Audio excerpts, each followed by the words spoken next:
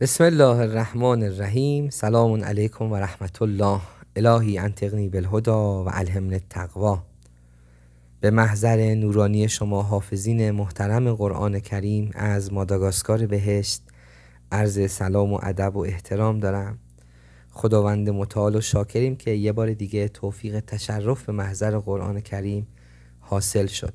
به امید خدا امروز انشالله میخوام نکاتی رو و یه سری کدهایی رو برای صفحه 30 پیشنهاد کنم که انشالله امیدواریم اگر این شکلی جزوه بنویسید و طبق اون آموزش هایی که تقدیمتون کردم حفظ و مرور کنید، هم سریعتر حفظ میکنید این صفحه رو و هم به امید خدا انشالله با حداقل مرور محفوظاتتون رو میتونید تثبیت کنید. اما کدگذاری واسه صفحه 30 ببینید، کدگذاری یه چیز من درآوردیه دیگه، مهم نیست. مهم اینه که وقتی گفتن وقتلوهم حیث ثقفتموهم شما بدونید صفحه 30، یا اگه گفتن صفحه 30 بتونید بخونید وقتلوهم حیث ثقفتموهم. یکی از دوستان پیشنهاد داده بودن حیثو، میتونیم بگیم سو سی. این یکی دیگه هم اگر بخوایم طبق همون قراردادی که برای اعداد و حروف در نظر گرفتیم، سی متشکل از 3 و 0 دیگه. 3 میشه سین، 0 هم میشه میم.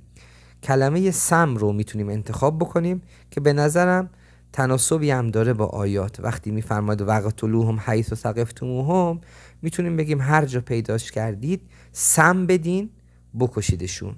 اما کلیاتی راجع به این صفحه، یه صفحه‌ای هستش که واقعا چالشیه، نیاز به تمرکز زیادی داره.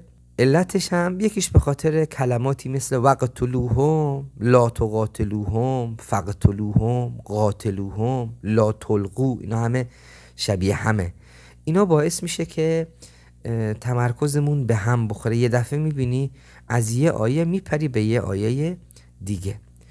آیه معروفی که توی جنگ 12 روز دفاع مقدس 12 روز هم شنیدیم، فمن اعتدى علیکم فاعتدوا علیه بمثل ما اعتدى علیکم، توی همین صفحه داره. ولا تلقوا بایدیکم الی التهلکه هم توی همین صفحه داره و یه عبارتی هم داره، یه آیه مشابه فمن کان منکم مریضا. این رو دیگه بالاخره این قسمتش مشابه هستش با صفحه 28 سفر. خب اما سناریو، خوبی سناریو نوشتن اینه که تا میخوایم صفحه 30 رو بخونیم مثل اون دانش آموزی که موقع امتحان سری برگه پشت رو نگاه میکنه، بعد میبینه به به همه رو بلده، اینم همین جوریه. اگر بتونیم برای صفحه ها سناریو درست کنیم و توی مرورامون مطالعه کنیم، کلیات اون صفحه قشنگ دستمون میاد. خب با چند تا جمله این صفحه رو سناریو میبندیم. توی سناریو هم فقط مثل گفتیم میره فرهزاد، همون یک کلیدواژه اصلی اون آیه رو انتخاب میکنیم. لازم نیست مثلا برای آیه چند خطی جزئیات رو بنویسیم. اون انشالله واسه ارتباط دهی آیات تو صفحه میتونیم تکمیلش بکنیم. اما سناریو اینجوری میگیم هر کجا پیداشون کردین سم بدین بکشید. نگاه کنید چرا میگم سم بدید؟ برای اینکه اون کد 30 تو ذهنم بیاد. اگه بیخیال شدن، خب شما هم بیخیال. فان انتهوا، بعد میفرماید همچین سم بدین که دیگه نتونن فتنه کنن و حرمت ماه حرام رو بشکنن.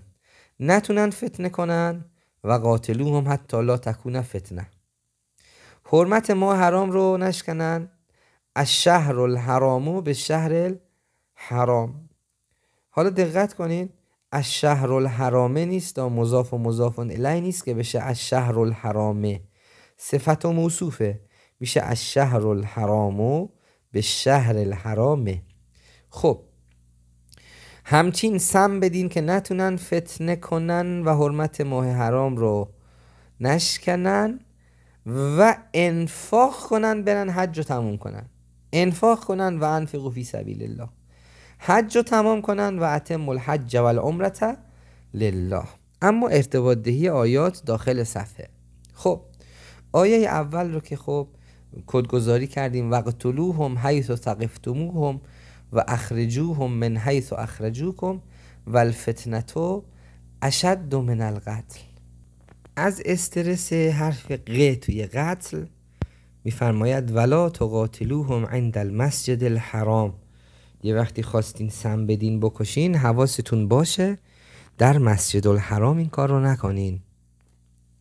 ولا تقاتلوهم عند المسجد الحرام حتی یقاتلوکم فیه، مگه اینکه اونا شروع کنن. فان قاتلوکم فاقتلوهم کذالک جزاء الکافرین. یه بحث تفسیری هم اینجا داره که میفرماید حرمت مؤمن، حرمت خون مؤمن از حرمت کعبه بالاتره. از کجا میگیم؟ از اینجایی که خداوند متعال فرمودن که توی کعبه خون ریزی نشه، اما اگر اونا خون شما رو ریختن شما هم مقابله به مثل کن.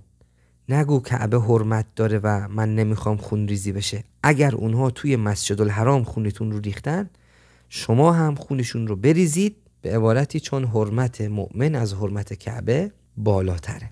فاقتلوهم کذالک جزاء الکافرین فان انتهوا فان الله غفور رحیم. آی قربون خدا برم، میگه همین کافرا اگر از جنگ با شما دست بکشن خدا غفور و رحیمه. خب جزاء الکافرین فان انتهوا فان الله غفور رحیم. آیه به کلمه رحیم ختم شد. میتونیم بگیم آقا به رحیم سم بدین بکشین تا دیگه فتنه انگیزی نکنه. و قاتلوهم حتی لا تكون فتنة و یکون الدین لله فإن انتهوا فإن الله غفور رحیم. اشتباه خوندم، دیدین چی شد؟ رفتم آیه قبلی رو خوندم. عرض کردم که این صفحه نیاز به تمرکز بالایی داره. فإن انتهوا فإن الله غفور رحیم رو آیه قبلی داشتیم. آیه جدید فإن انتهوا فلا عدوان الا علی الظالمین. چرا فلا عدوان الا علی الظالمین؟ مگه ظالمین چیکار کردن؟ جواب حرمت ماه حرام رو نگه نداشتن. خب فلا عدوان الا علی الظالمین صفحه چنده؟ جواب سم ندین مگر به ظالمین. چرا؟ چون در شهر سم ندید دیگه، حرامه. فلا عدوان الا علی الظالمین، توی شهر به ظالمین سم ندین چون حرامه. خب میایم والحرمات و قصاص. قصاص یعنی چی؟ جواب یعنی فمن اعتدى علیکم فاعتدوا علیه بمثل ما اعتدى علیکم. خب والحرمات و قصاص، حواستون باشه وقتی دارین قصاص میکنین همون اندازه باید قصاص کنید، بیشتر حق ندارین. تعدی نکنید. وقتی داری قصاص میکنی زیاده روی نکنی ها، تعدی نکنی ها، تقوا رو رعایت کن. والحرمات و قصاص فمن اعتدى علیکم فاعتدوا علیه بمثل ما اعتدى علیکم واتقوا الله واعلموا ان الله مع المتقین. اتقوا الله متقین. پایینم داریم احسنوا یحب المحسنین. خب فمن اعتدى علیکم فاعتدوا علیه بمثل ما اعتدى علیکم صفحه چنده؟ جواب هر کی به شما سم داد شما هم سم بده بکشش. صفحه سم، صفحه 30.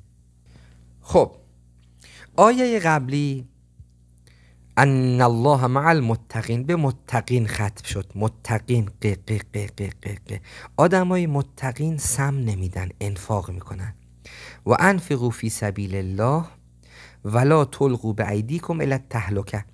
آدم با تقوا خودکشی نمیکنه، با دست خودش سم نمیخوره. ولا تلقوا بایدیکم الی التهلکه و احسنوا. اینجا ببینید روی تهلکه و روی احسنوا علامتی داره 3 نقطه.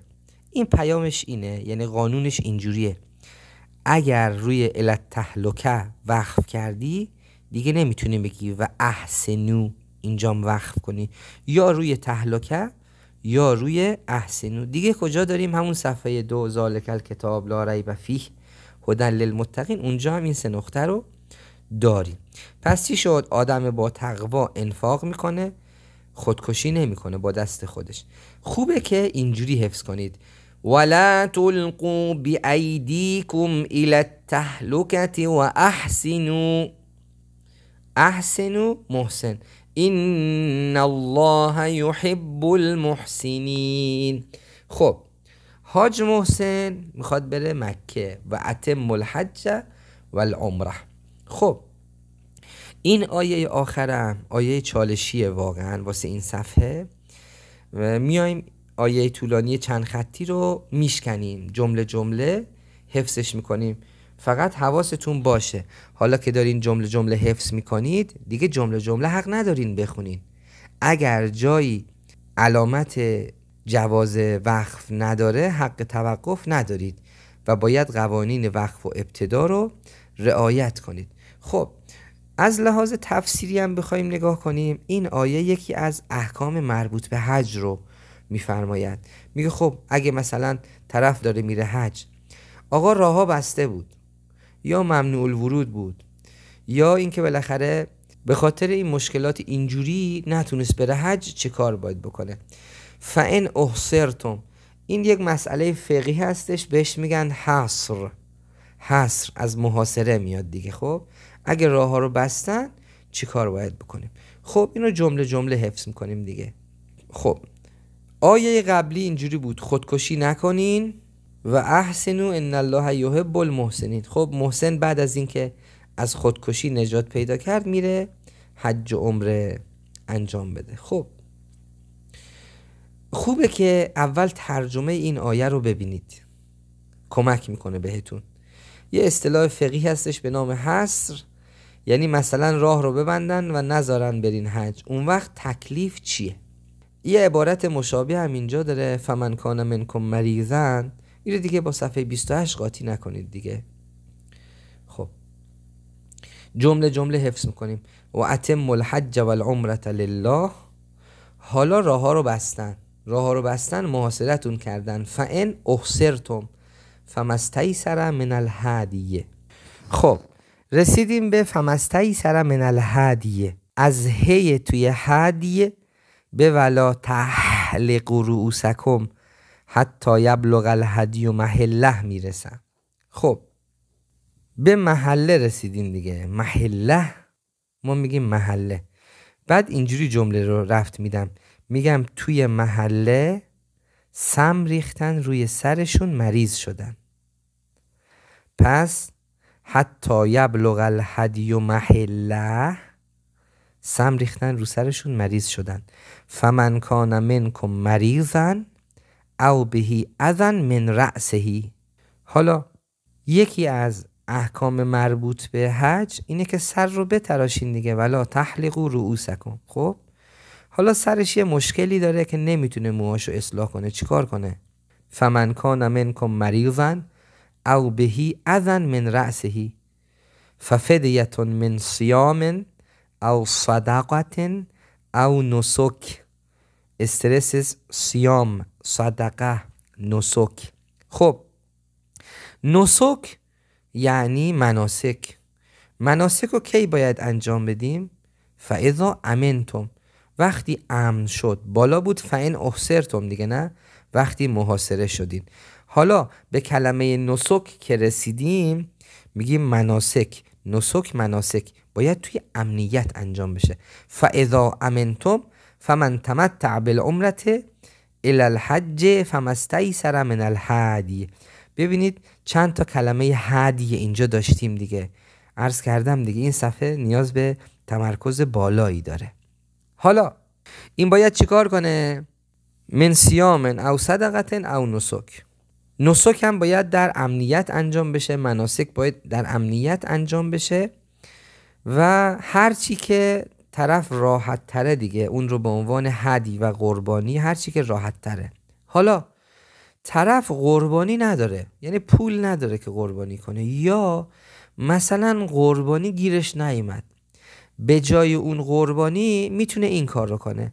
فمن لم یجد، کسی پیدا نکرد، مثلا الان مثلا تو همین ایام حج چند میلیون گوسفند و گاو و شتر ذبح میکنن دیگه، قربانی میکنن. خب حالا طرف گوسفند گیرش نیومد، توی اون شلوغی گوسفند از کجا پیدا کنه؟ میگه حالا کسی نتونست گوسفند پیدا کنه، فمن لم یجد فصیام 3 ایام فی الحج و 7 اذا رجعتم. اگر کسی نتونست گوسفند پیدا کنه 3 روز تو همون ایام روزه میگیره، 7 روزم وقتی برگشت. 3 و 7 میشه چقدر؟ 10 روز. تلک 10 کامله. حالا این حکم از کی کامله به ذالک میرسیم. ذالک لمن لم یکن اهلو حاضر المسجد الحرام. البته این احکامی که گفتیم مال مردمی هستش که مال شهر مکه نیستن، چون اونایی که تو شهر مکه هستن احکامشون یک کمی فرق میکنه. تو مباحث فقهی اومده واتقوا الله واعلموا ان الله شدید العقاب. خب بحثمون این صفحه راجع به جنگ وقتلوهم. توی جنگ ها هم از عقاب استفاده میکردن دیگه. واعلموا ان الله شدید العقاب. خب رسیدیم به کلمه لم یکن اهله حاضر المسجد الحرام. آدم هم نسبت به حرام باید تقوا داشته باشه. واتقوا الله واعلموا ان الله شدید العقاب. دقت کنید. واتقوا الله واعلموا ان الله شدید العذاب. عذاب ادامه بده. اذ تبرأ الذین اتبعوا من الذین اتبعوا. کجا رفتی؟ ان الله شدید العذاب نیست که، ان الله شدید العقاب.